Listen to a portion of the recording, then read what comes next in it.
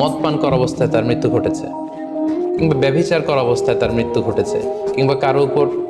সে জুলুম বা অত্যাচার করছিল, এরকম বড় কোনো কবিরা গুনাহ সম্পাদন করা অবস্থায় যদি কারো মৃত্যু ঘটে যায়, সেক্ষেত্রে বলা যেতে পারে যে মৃত্যুটি খারাপ ছিল। পাশাপাশি বাবা মা যদি কোনো ভ্যালিড কারণে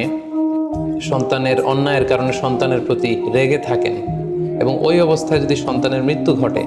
তাহলে এটি একটি খারাপ মৃত্যু ছিল বলে ধারণা করা যেতে পারে। এবং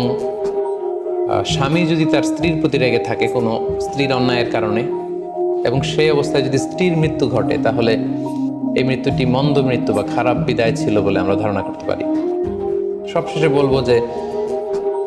কোনো ব্যক্তির মৃত্যুতে যদি গোটা মুসলিম উম্মাহ, মুসলিম কমিউনিটি আনন্দ প্রকাশ করে, উল্লাস করে, এটাও ওই ব্যক্তির খারাপ মৃত্যু ছিল বলে ধরে নেওয়া হবে, কারণ সবাই তার অন্যায় থেকে